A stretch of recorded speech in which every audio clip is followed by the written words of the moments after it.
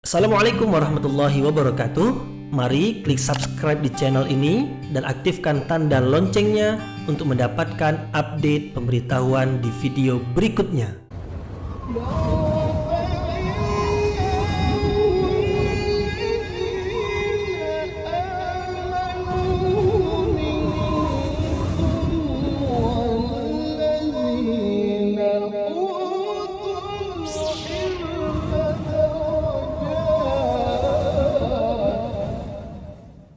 A'udzubillahi minasyaitonirrajim. Bismillahirrahmanirrahim. Assalamualaikum warahmatullahi wabarakatuh. Alhamdulillahirabbil alamin wa bihi nasta'inu ala umurid dunya waddin. Nasta'inuhu wa nastaghfiruh wa na'udzu billahi min shururi anfusina wa min sayyiati a'malina. فمن يهده الله فلا مضل له ومن يضلل فلا هادي له أشهد أن لا إله إلا الله وحده لا شريك له وأشهد أن محمدا عبده ورسوله لا نبي بعده أما بعد. Kita bersyukur kepada Allah Subhanahu wa taala yang masih melimpahkan rahmat dan nikmatnya. Kita bersyukur dengan mengucapkan Alhamdulillahirabbil alamin. Kemudian kita pulang bersalawat kepada Rasulullah dengan mengucapkan Allahumma salli ala Sayyidina Muhammad wa ala ali Sayyidina Muhammad, dan bersalam kepada Rasulullah dengan mengucapkan Assalamu alayka ya Rasulullah.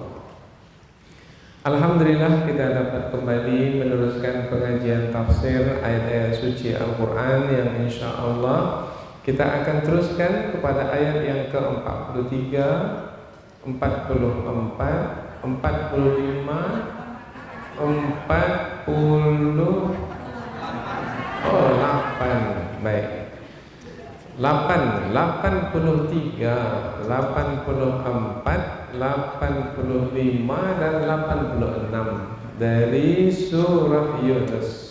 Baik, 83, 84, 85 dan 86 dari surah Yunus masih lagi menerangkan tentang kisah Nabi Musa alaihi salam yang diceritakan kembali kepada Nabi Muhammad sallallahu alaihi wasallam,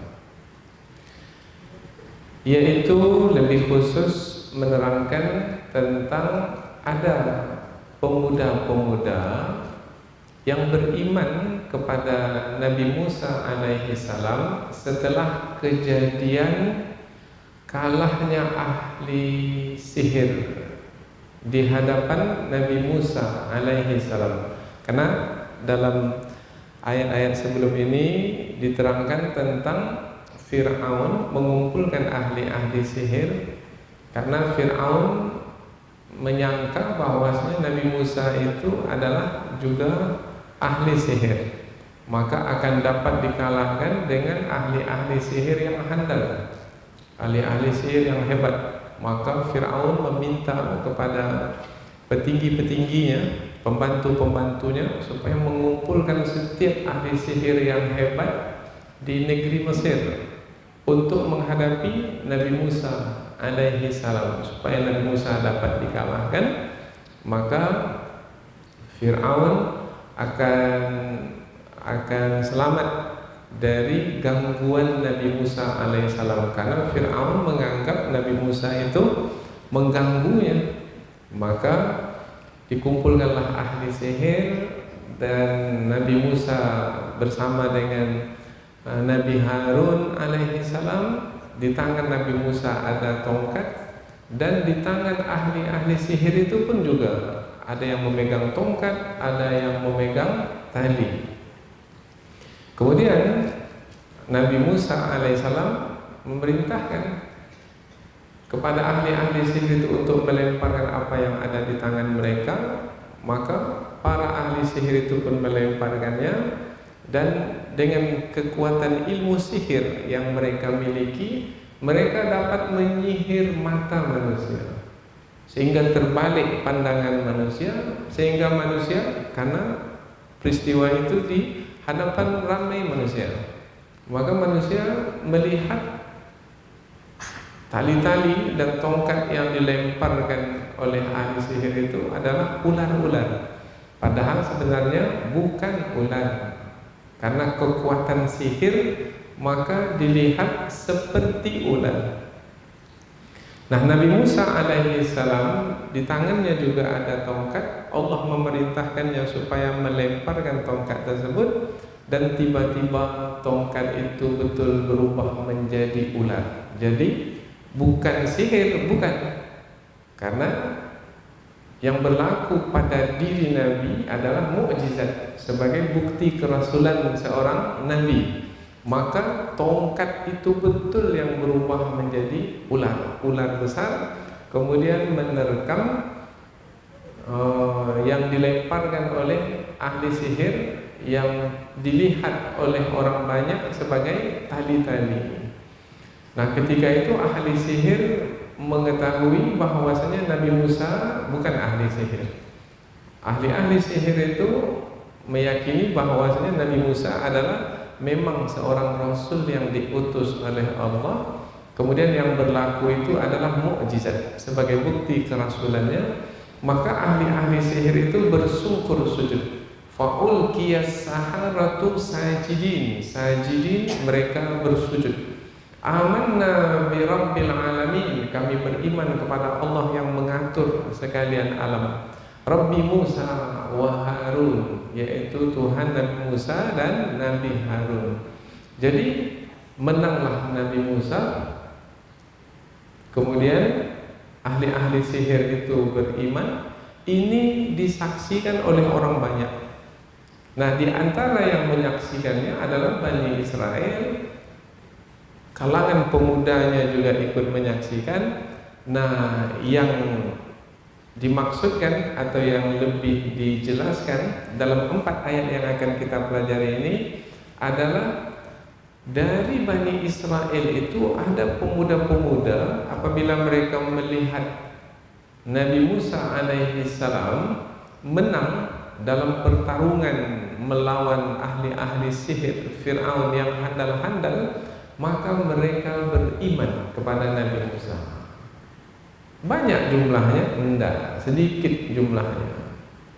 Mereka beriman, namun karena yang beriman ini adalah pemuda, maka ini adalah isyarat akan bangkitnya kekuatan.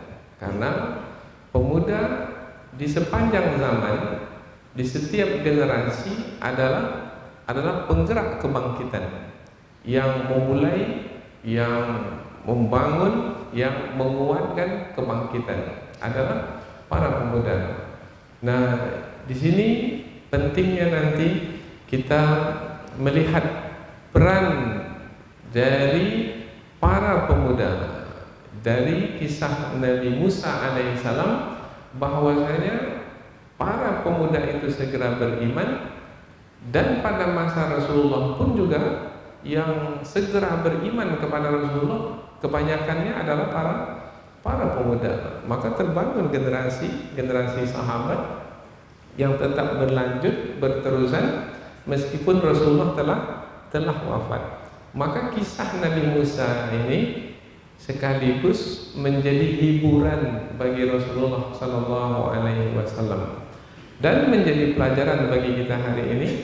Mudah-mudahan dengan dakwah yang kita lakukan, yang kita laksanakan, yang kita usahakan, mudah-mudahan ada para pemuda yang menyambutnya, dan meskipun jumlah mereka tidak banyak, tetapi mudah-mudahan dengan adanya wajah-wajah para pemuda yang hadir dalam majelis ilmu yang kita adakan, mereka inilah yang akan menjadi penyebab untuk melanjutkan perjuangan untuk kebangkitan umat, khususnya di akhir zaman, seperti yang dijanjikan oleh Rasulullah sallallahu alaihi wasallam dan juga yang dijanjikan oleh Allah di dalam Al-Qur'an. 4 ayat yang akan kita pelajari ini berarti masih lagi menerangkan tentang kisah Nabi Musa alaihi salam, khususnya setelah peristiwa yang luar biasa berlaku, yaitu peristiwa Nabi Musa berhadapan dengan ahli sihir yang membawa kepada berimannya sebahagian dari pemuda Bani Israel, yang dengan para pemuda itulah maka dakwah dapat terus dilanjutkan. Dan pelajaran yang sangat berharga adalah jangan pernah meninggalkan para pemuda, supaya perjuangan kita terus berlanjut, supaya kekuatan kebangkitan itu semakin hari semakin hebat. Maka jaga para pemuda, pelihara para pemuda, jadikan perhatian kita kepada para pemuda itu lebih, supaya keadaan kita pada masa yang akan datang menjadi lebih baik lagi. Selanjutnya kita pindah ke tafsir ayat. Setelah mukaddimah yang ringkas, kemudian kita pindah ke tafsir ayat. Namun sebelum itu kita akan membaca 4 ayat ini. Mudah-mudahan setiap huruf yang kita baca dibalas oleh Allah berupa pahala, berupa kebaikan. Mudah-mudahan kebaikannya adalah berupa hati kita dilapangkan. Dengan lapang hati, maka mudah-mudahan kita bisa menyerap setiap kandungan ilmu yang ada dalam firman-firman Allah ini. Mungkin tak banyak firman Allah yang kita kaji, tetapi kalau hati kita lapang, maka banyak kandungan dari firman Allah itu yang kita dapatkan. Mudah-mudahan Allah jernihkan pikiran kita, kemudian Allah tambahkan keimanan dan keyakinan di dalam hati kita, sehingga kita menikmati hidangan firman Allah ini untuk kita jadikan sebagai petunjuk di dalam hidup. Allah Subhanahu wa taala berfirman, A'udzubillahi minasyaitonirrajim. Bismillahirrahmanirrahim. Fama amana li Musa illa dzurriyyatun min qaumihi ala khaufin min fir'auna wa malaihim an yaftinahum wa inna fir'auna la'alim fil ardi wa innahu laminal musrifin. Wa qala Musa ya qaumi in kuntum amantum billahi fa alaihi tawakkalu in kuntum muslimin. Faqalu 'ala Allahi tawakkalna rabbana la taj'alna fitnatan lil qaumil zalimin wa najjina bi rahmatika minal qaumil kafirin. Allah berfirman, fama amana li Musa, maka tidaklah beriman kepada Nabi Musa illa kecuali dzurriyyatun, yaitu pemuda-pemuda min qaumihi, dari kaumnya. Kaum Nabi Musa Bani Israel, jadi dari kalangan Bani Israel, ala khaufin, dalam keadaan takut, min Fir'aun, dari Fir'aun, dari siksaan Fir'aun. Mengapa mereka takut dari Fir'aun? Sebab apabila kedapatan beriman kepada Nabi Musa, maka Fir'aun akan menyiksa. Maka mereka takut kepada Fir'aun wa malaihim, dan pemimpin-pemimpin mereka. Pemimpin mereka maknanya pemimpin dari kalangan Bani Israel, yang tua-tua atau tokoh-tokoh masyarakat dari kalangan Bani Israel, atau boleh juga pemuka-pemuka, yaitu orang-orang besar dari kalangan Bani Israel. Ayyaftinahum, takut bahwasanya Fir'aun akan menyiksa mereka, menghukum mereka, menganiaya mereka. Wa inna Fir'aun, dan sesungguhnya Fir'aun itu la'alin, sungguh angkuh, atau berlaku sewenang-wenang fil ardi, di muka bumi. Bumi yang dimaksudkan adalah negeri Mesir. Wa innahu, dan sesungguhnya dia Fir'aun itu laminal musrifin, sungguh dari kalangan orang-orang yang melampaui batas, termasuk ke dalam golongan orang-orang yang melampaui batas. Kita baca dari awal. Maka tidaklah beriman kepada Musa kecuali beberapa orang pemuda dari kaumnya dalam keadaan takut terhadap Fir'aun dan pemuka-pemuka mereka, pemuka-pemuka Bani Israel yang akan menghukum mereka. Dan sesungguhnya Fir'aun sungguh berlaku sewenang-wenang di muka bumi, yaitu di negeri Mesir. Dan sesungguhnya ia, Fir'aun itu, termasuk ke dalam golongan orang-orang yang melampaui batas.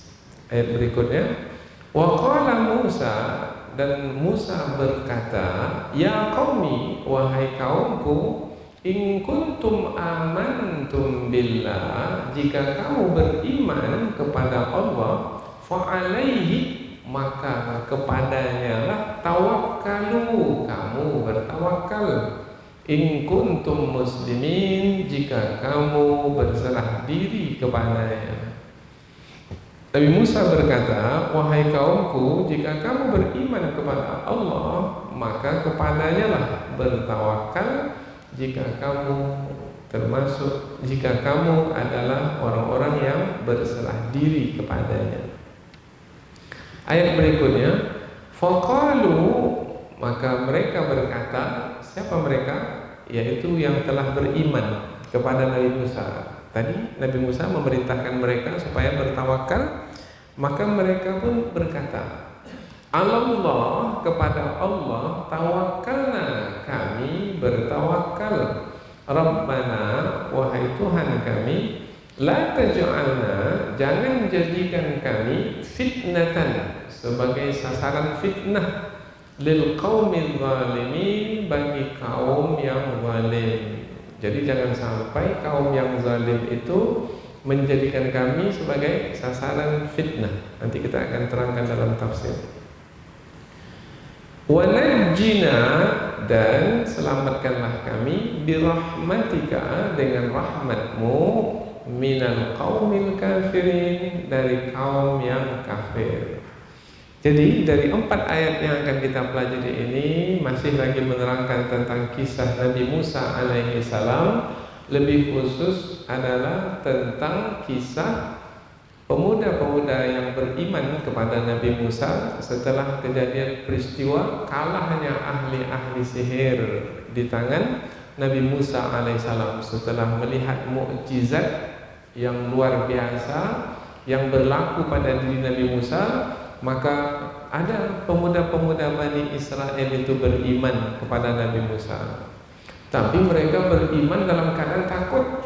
Apa sebab? Sebab apabila ketahuan oleh Fir'aun dan juga ketahuan oleh pemuka-pemuka Bani Israel, mereka akan disiksa.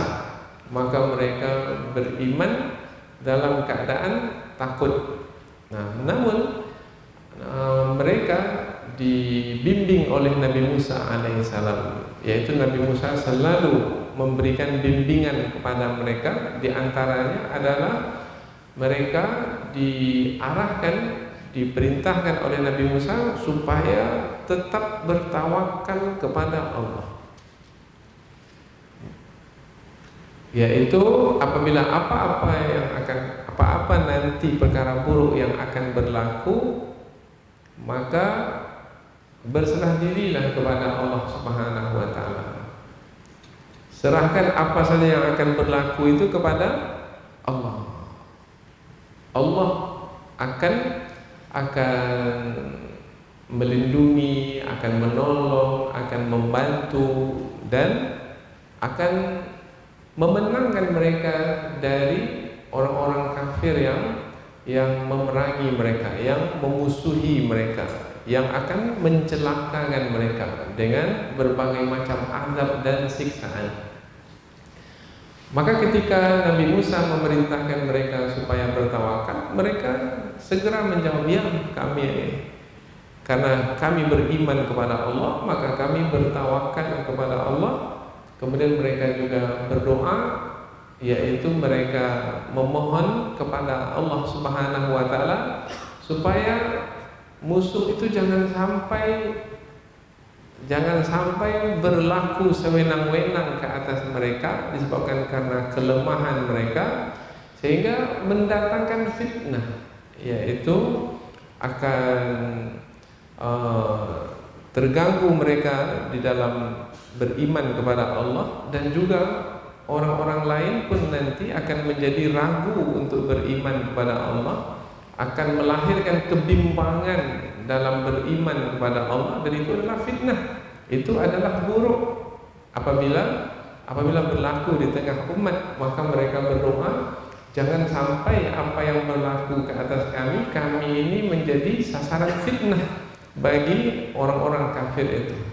Dan mereka juga bermohon kepada Allah supaya Allah memberikan kemenangan kepada mereka dan menghancurkan dan membinasakan musuh-musuh mereka.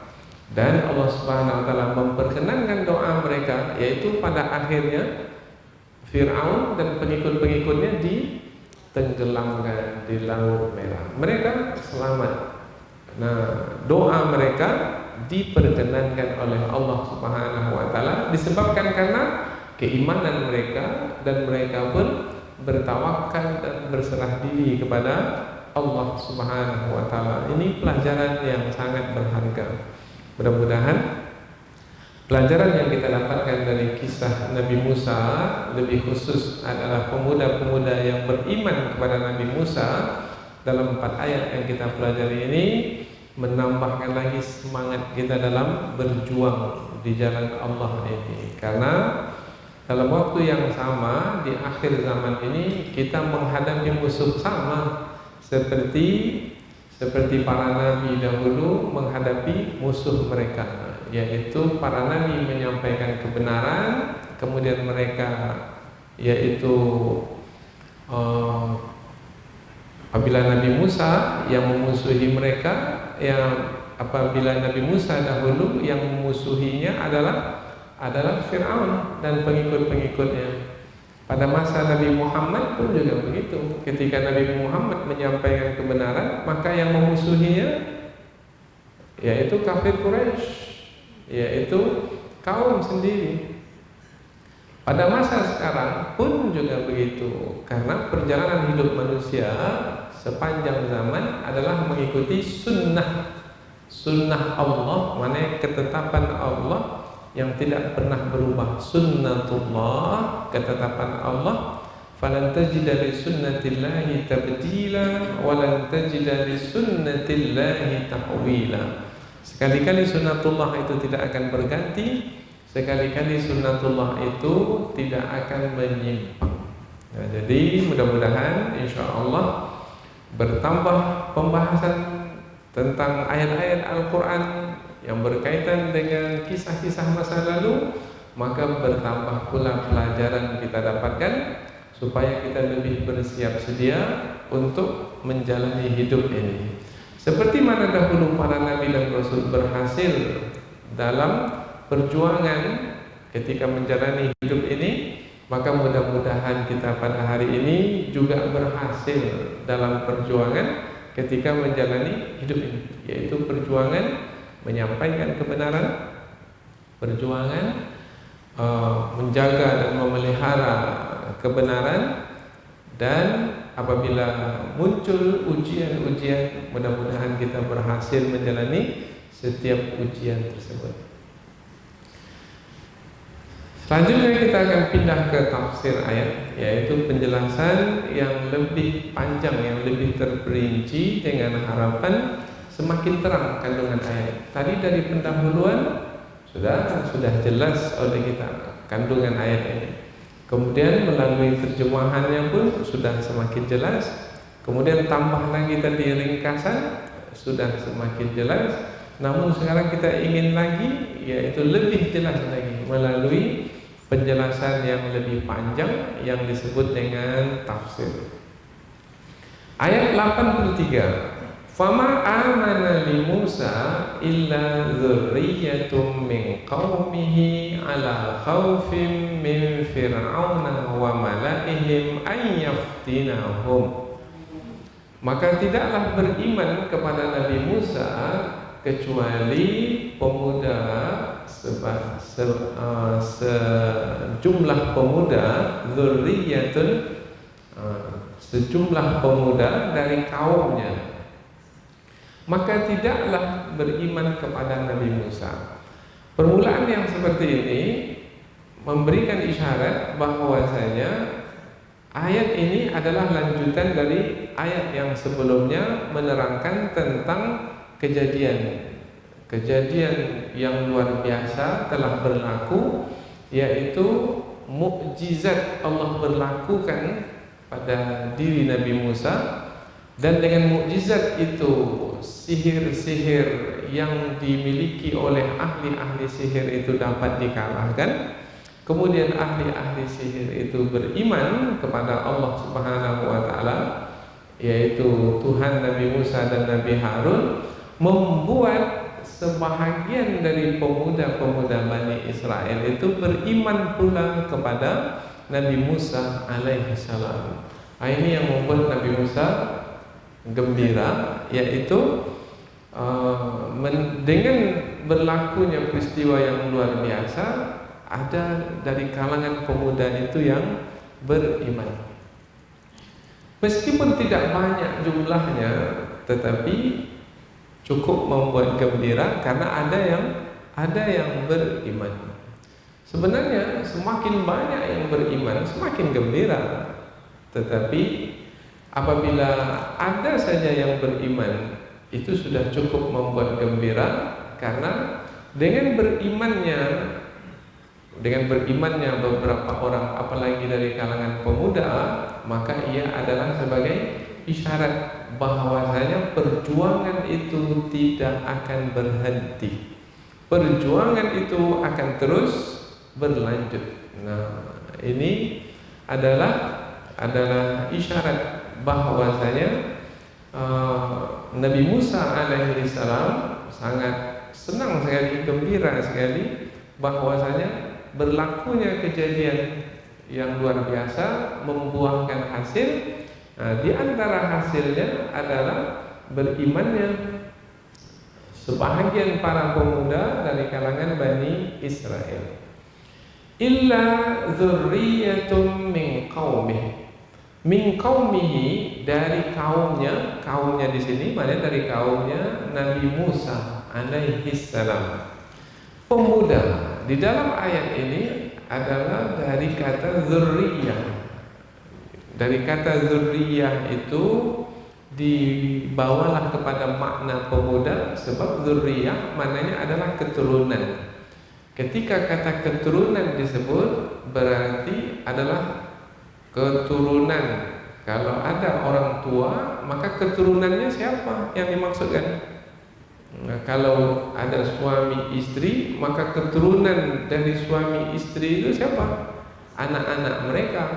Maka dari kata dzurriyyat, keturunan, maka difahamilah yang dimaksudkan itu adalah para pemuda, yaitu yang masih muda belia.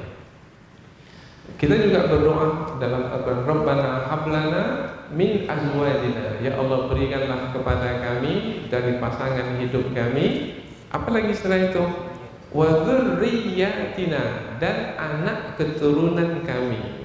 Oh, berarti adalah anak-anak kita, cucu-cucu kita, turunan kita. Maka mereka itu adalah yang lebih muda usianya. Wa dzurriyyata illa dzurriyyatum min qaumihi.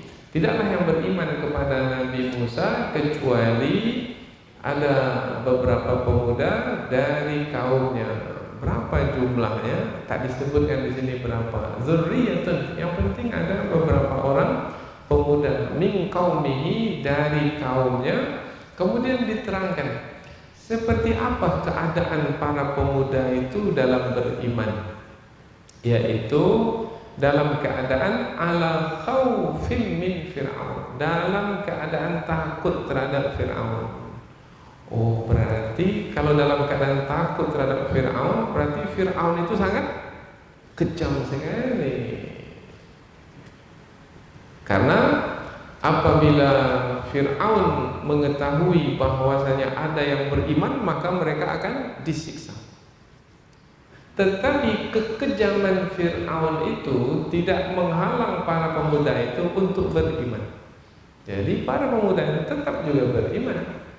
Meskipun Fir'aun itu kejam, mereka tetap juga beriman. Tetapi mereka beriman dalam keadaan takut-takut. Nah, jadi ketakutan itu jangan sampai menghalang untuk tidak beriman. Ketakutan itu jangan sampai menjadi sebab tidak beriman. Tetap beriman kepada Allah. Namun, karena kita memiliki kekurangan, memiliki kelemahan, memiliki keterbatasan, maka berserah dirilah kepada Allah. Maka ayat berikutnya nanti Nabi Musa memerintahkan mereka supaya berserah diri kepada Allah, bertawakal kepada Allah. Andaikan Fir'aun tahu sekalipun, kemudian mereka akan diambil oleh Fir'aun dan mereka akan disiksa oleh Fir'aun, maka mereka jalani itu sebagai ujian dalam mengikuti kebenaran. Karena dalam mengikuti kebenaran pasti akan diuji. Apabila bertawakal, berserah diri kepada Allah, maka apapun yang berlaku insya Allah adalah yang terbaik dalam hidup kita.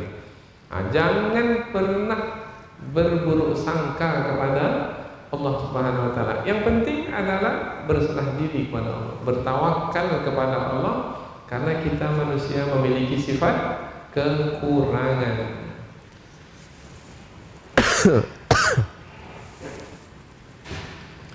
Baik, berikutnya lagi, yaitu mengapa mereka dalam keadaan takut? Karena Fir'aun akan menghukum mereka, menyiksa mereka kalau mereka beriman. Mengapa mereka takut? Yang kedua adalah wa malaihim, dan pemuka-pemuka dari kalangan Bani Israel, yaitu dari kaum pemuda itu sendiri, Bani Israel.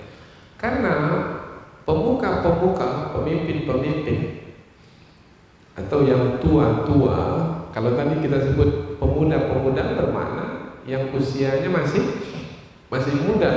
Adapun yang tua-tua dari kalangan Bani Israel, rupanya ada juga yang apabila mendapati anak-anak dari kalangan Bani Israel itu yang beriman kepada Nabi Musa, mereka akan menghukum anak-anak itu. Oh, bermakna pemuka-pemuka dari Bani Israel itu bersekongkol dengan Fir'aun. Padahal anak sendiri dari kalangan suku yang sama, tetapi mereka karena takut juga kepada Fir'aun, maka mereka apabila ada di antara pemuda-pemuda Bani Israel yang beriman, maka mereka akan menghukum. Maka pemuda ini takut kepada Fir'aun dan juga takut kepada pemuka-pemuka dari kalangan Bani Israel, yaitu dari kalangan bapak-bapak mereka atau tokoh-tokoh masyarakat mereka. Bermakna berat juga apabila para pemuda itu beriman, yaitu dari Fir'aun dan pengikutnya ada ancaman, kemudian dari kaum sendiri pun juga ada ancaman. Tetapi keadaan seberat apapun tidak menghalang para pemuda itu untuk beriman. Dan inilah kelebihan para pemuda. Karena para pemuda ini kalau masih muda belia, idealismenya itu sungguh kuat sekali. Dan ada kepentingan ingin jabatan. Para pemuda hidup mereka itu betul-betul berjuang, murni, ikhlas. Nah, kalau sudah tua, saya sudah tua, saya mau menikmati hidup ini, maka bersekongkol, bersekutu bersama. Nah, apabila yang masih muda dan semangat perjuangannya tinggi, keberaniannya itu luar biasa, maka para pemuda ini adalah yang menjadi agen perubahan, yaitu menjadi sebab untuk berubahnya masyarakat. Kalau kita bawa kepada masa dahulu, yaitu kaum yang diseru oleh Nabi Musa alaihissalam.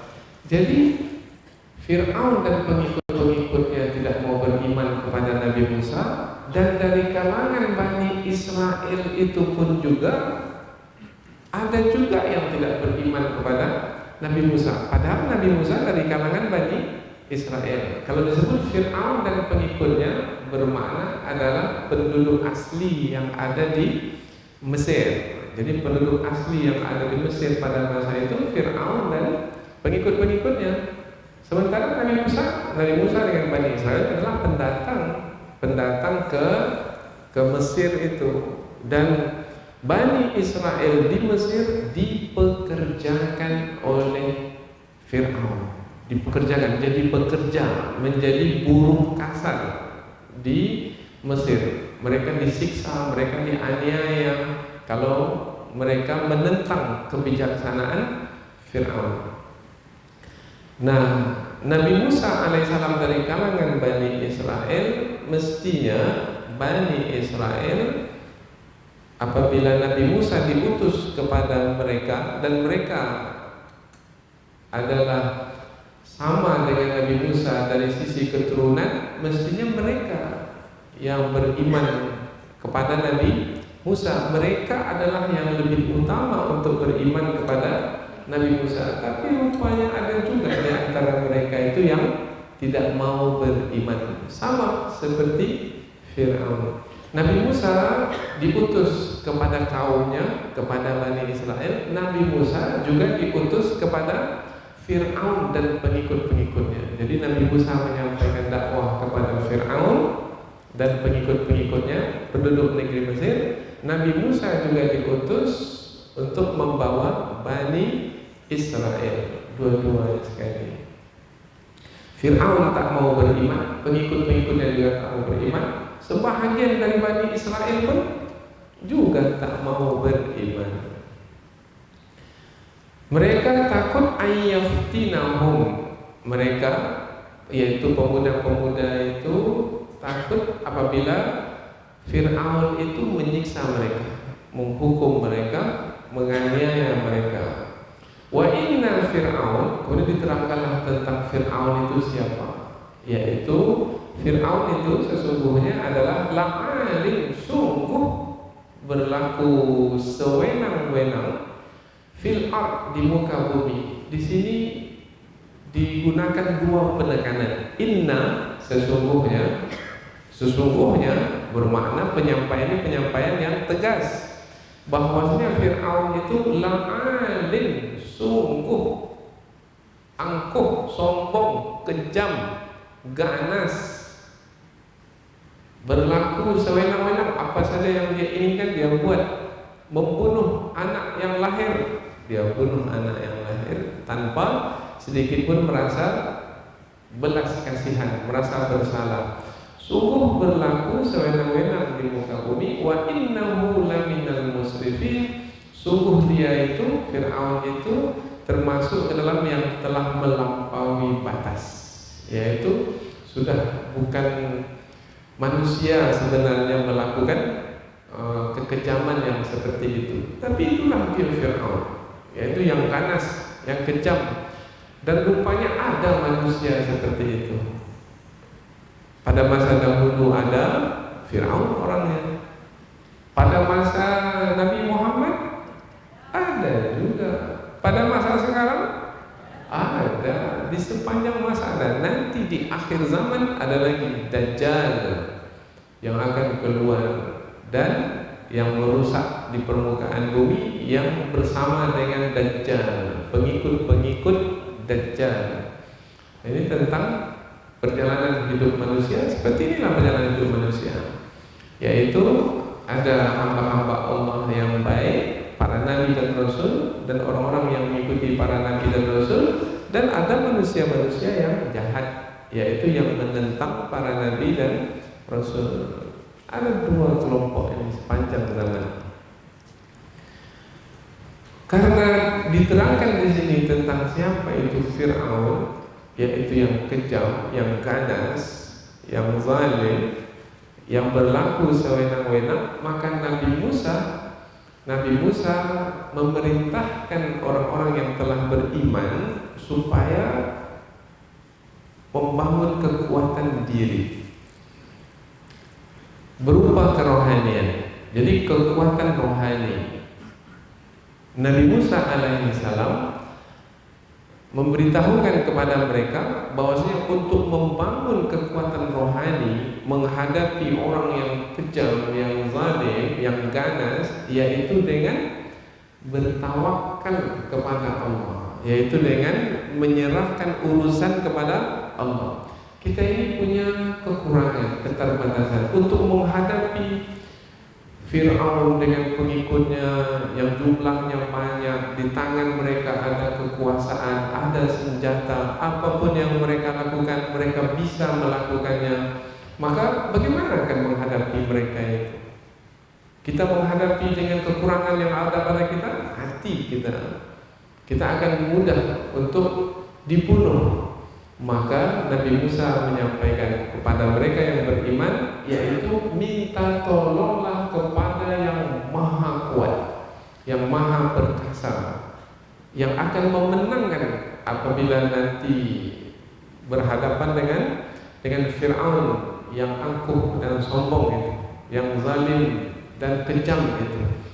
Maka Nabi Musa berkata, wa qala Musa ya qaumi, wahai kaumku, in kuntum amantum billah, apabila kamu beriman kepada Allah, maka buktikanlah keimanan kepada Allah itu dengan fa'alaihi tawakkalu, kepadanya kamu bertawakal. Semestinya susunannya adalah bertawakallah kepada Allah. Tetapi di sini diangkat kata kepada Allah kamu bertawakal. Maknanya ketika diangkat ke hadapan kepada Allah, bermakna ini adalah penting. Berarti penting sekali, yaitu kepada Allah, hanya kepada Allah lah kamu bertawakal. Jadi diberikan penekanan Allah. Perhatikan. Maka bertawakallah kamu kepada Allah, itu masih biasa. Kepada Allah lah kamu bertawakal. Maka ketika diangkat kepada Allah itu ke depan, maka ia adalah penekanan, yaitu jangan sampai berpaling dari Allah. Berpaling dari Allah, maka tidak akan mungkin dapat bisa mengalahkan Fir'aun dan pengikut-pengikutnya. Mungkin akan mudah nanti tunduk kepada kehendak Fir'aun. Maka kepada Allah lah, serahkan diri kepada Allah. Karena kekurangan yang ada pada kita tidak bisa menyelesaikan persoalan kita, karena kita memiliki kekurangan. Maka segeralah untuk menyerahkan persoalan kita itu, masalah kita itu kepada Allah. Fa'alaihi tawakkalu. Tawakal diambil dari kata wakil. Apa makna wakil? Biasanya dalam organisasi ada ketua, ada wakil. Nah, dalam organisasi kalau kita lihat strukturnya itu, mana yang lebih tinggi, ketua atau wakil? Nah, sepertinya dengan struktur itu kita memahami bahwasanya ketua lebih tinggi dari wakil dari sisi struktur ya. Tetapi Yang dimaksudkan di sini tawakkalu, serahkanlah kepada Allah urusan itu, karena Allah adalah sebagai wakil kita. Nama Allah yang 99, salah satu di antaranya adalah Allah Al-Wakil.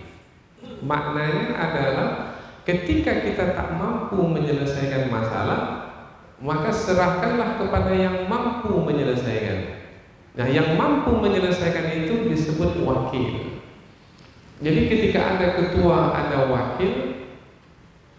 Ketika ketua tidak mampu menyelesaikan masalah, dia akan serahkan kepada siapa? Kepada wakilnya. Biasanya ketua itu yang melakukan pekerjaan, tapi ketua itu sakit, dia tak bisa lagi melakukan pekerjaan, dia sakit. Supaya pekerjaan itu dapat juga dilakukan, maka ketua akan menyerahkannya kepada siapa? Kepada yang bisa menjalankannya. Siapa yang bisa menjalankannya? Wakil. Maka wakil itu adalah yang diserahkan urusan kepadanya dan dia bisa melaksanakannya. Jadi kita mengapa bertawakal kepada Allah? Karena Allah adalah yang kita serahkan urusan kepadanya dan Allah itu mampu menyelesaikan masalah itu. Di saat kita tidak mampu menghadapi Fir'aun dan pengikutnya, siapa yang mampu menghadapi Fir'aun dan pengikutnya? Allah. Maka kita menyerahkan urusan kepada Allah, maka Allah adalah sebagai wakil, yaitu yang diserahkan urusan kepadanya. Wakil adalah yang diserahkan urusan kepadanya dan mampu untuk menjalankannya. Jadi bertawakal kepada Allah adalah menyerahkan urusan kepada Allah di saat kita tak mampu untuk menyelesaikannya. Umpamanya kita menderita penyakit, mampukah kita menyembuhkan penyakit kita? Tidak. Siapa yang berkuasa menyembuhkan penyakit? Allah. Apa yang bisa kita lakukan hanyalah berusaha. Kita berusaha pergi ke dokter, makan obat, kita berusaha. Bisa lebih lagi dari itu? Tidak, tak bisa lagi. Menyembuhkan? Tak bisa. Kita hanya berusaha, makan obat, kemudian kita serahkan urusan penyembuhan itu kepada Allah. Karena yang mampu untuk menyembuhkan hanyalah Allah. Maka ketika kita sudah berusaha, diiringi dengan doa, memohon kepada Allah, kemudian kita serahkan penyembuhan itu kepada Allah, maka disebut sebagai bertawakal kepada Allah. Nabi Musa memerintahkan orang-orang yang telah beriman supaya bertawakal kepada Allah. Beriman sudah, berusaha sekuat tenaga, yaitu bangunkan kekuatan rohani, yaitu apabila berserah diri kepada Allah, Allah nanti akan menyelesaikan urusan. Apa urusannya? Kekejaman Fir'aun, penindasan Fir'aun. Nah, Allah menyelesaikannya. Bagaimana cara Allah menyelesaikan? Nah, kalau kita bawa nanti ke ayat-ayat berikutnya, cara Allah menyelesaikannya adalah dengan membenamkan Fir'aun dan pengikut-pengikutnya itu ke laut. Tapi itu nanti pengajian yang akan datang. Sekarang ini adalah arahan dari Nabi Musa, perintah dari Nabi Musa kepada yang telah beriman supaya bertawakal kepada Allah. In kuntum muslimin, jika kamu adalah orang-orang yang berserah diri kepada Allah. Tanda keimanan seseorang adalah berserah diri kepada Allah, karena seorang yang beriman meyakini bahwasanya bukan dia penentu apa yang ia lakukan.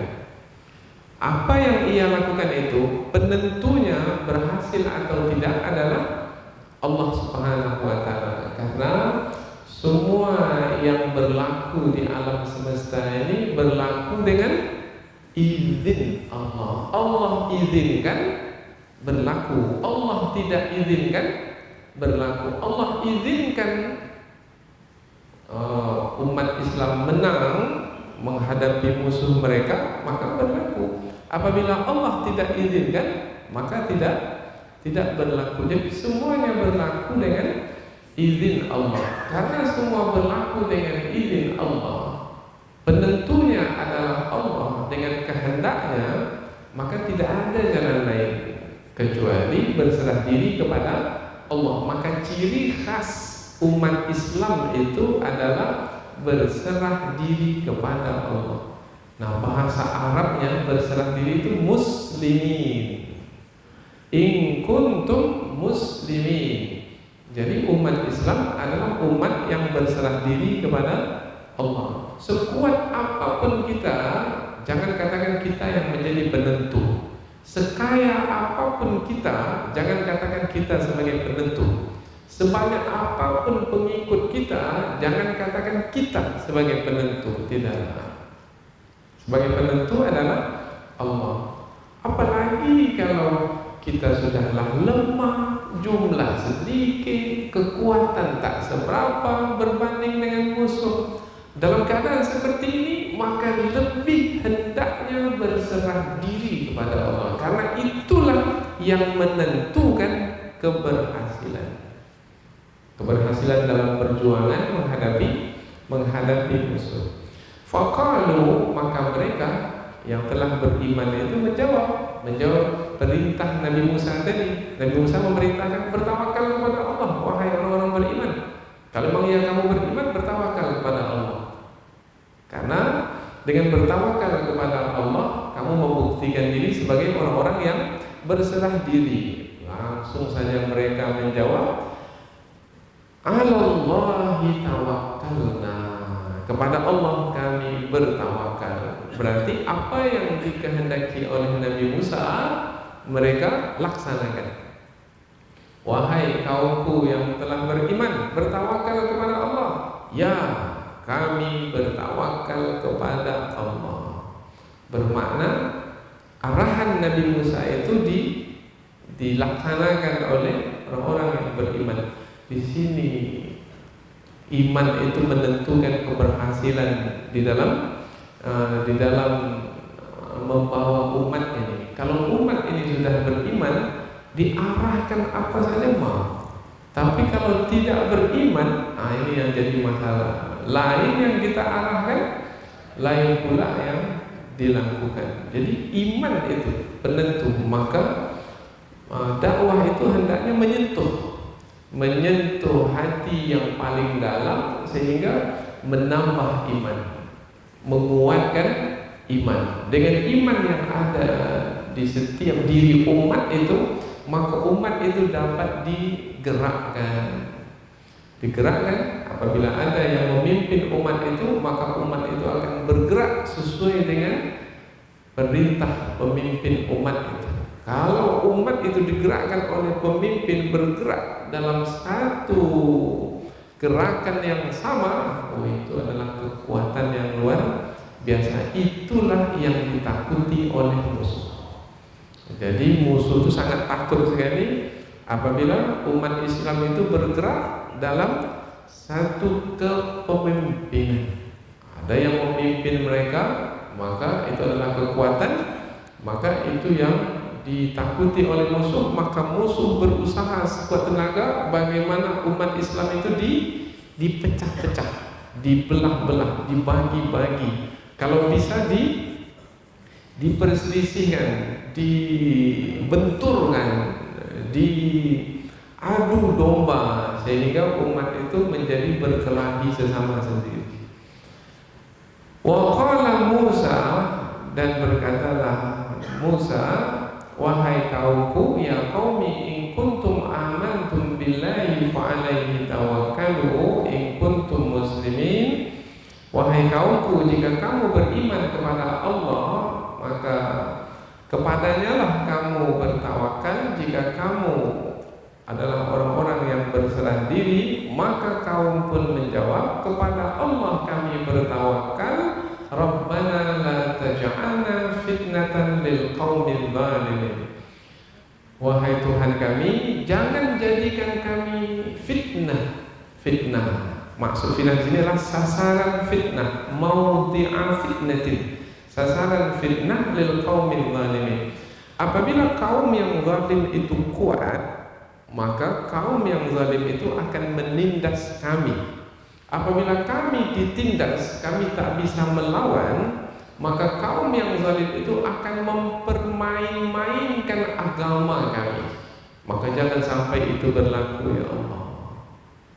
Umpamanya kita umat Islam lemah, kemudian di sana musuh yang zalim itu menindas kita, maka musuh itu akan mempermain-mainkan agama Islam, menghina agama Islam, mengejek agama Islam, mengolok-olok agama Islam, dan itu adalah fitnah. Dan fitnah itu lebih berat dari pembunuhan, lebih kejam dari pembunuhan. Pembunuhan yaitu terbunuh seseorang habis sudah.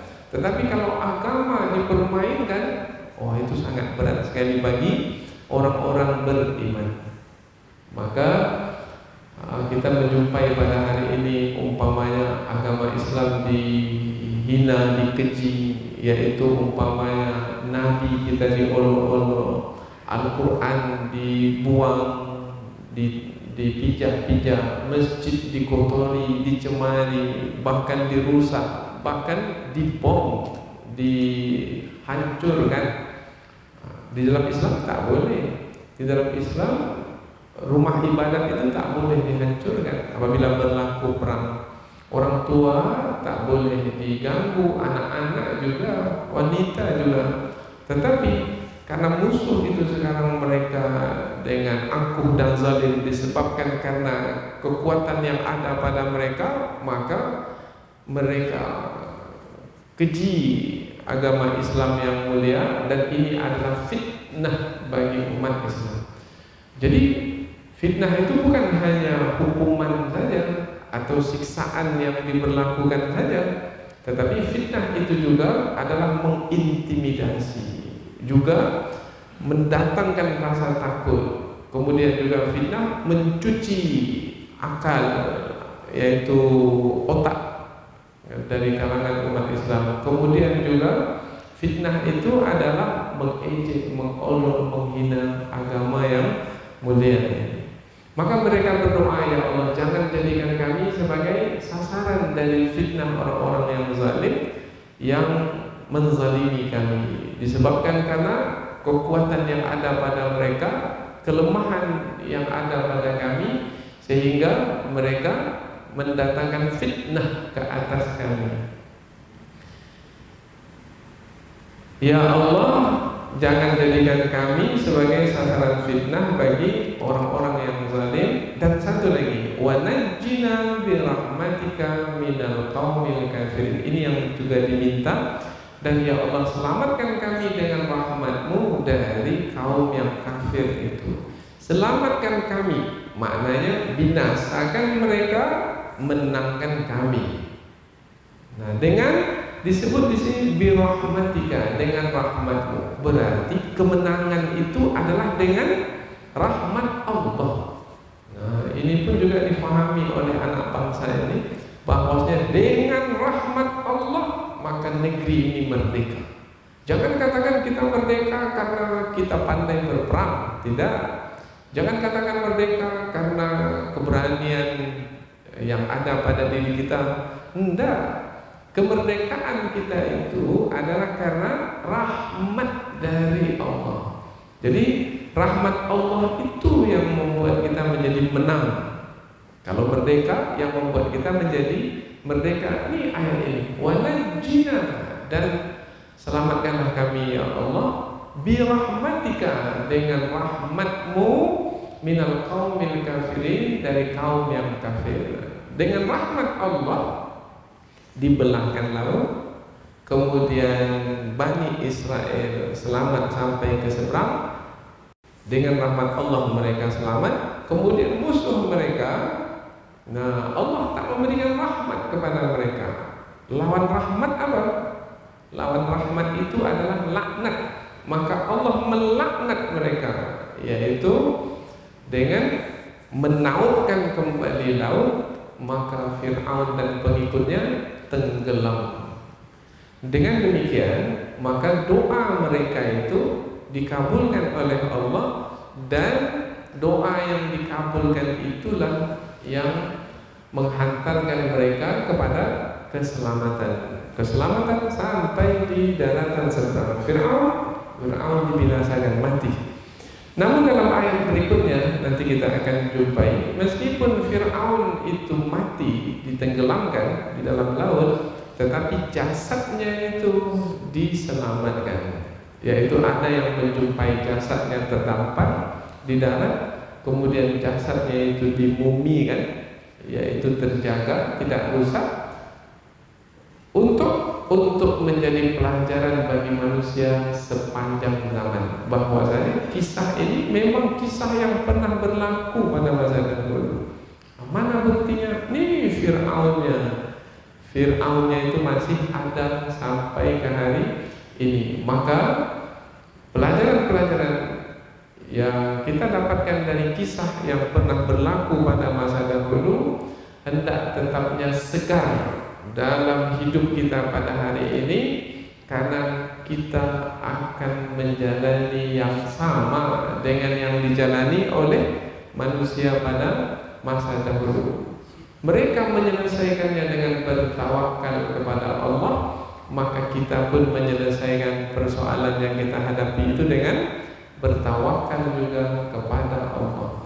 Bertawakal kepada Allah dengan bekal keimanan yang ada dalam hati, kemudian berusaha sekuat tenaga, tapi keyakinan dalam hati tidak berubah. Bagaimanapun keadaan, seberat apapun keadaan, segenting apapun keadaan, kemudian kita serahkan persoalan kita yang tak mampu kita menyelesaikannya itu kepada Allah yang mampu menyelesaikannya, maka tunggulah kemenangan dari Allah. Allah akan memberikan rahmatnya. Dengan rahmat itulah keselamatan, kemenangan akan diberikan. Inilah pelajaran yang sangat berharga yang kita dapatkan dari sebahagian yang diterangkan dari 4 ayat ini, dari kisah Nabi Musa alaihi salam yang sudah disebutkan sebelum ayat ini, dan akan dilanjutkan kepada ayat-ayat yang berikutnya, dan mudah-mudahan ada manfaatnya. Subhanakallahumma wa bihamdika asyhadu an la ilaha illa anta wa astaghfiruka wa atubu ilaik. Wassalamualaikum warahmatullahi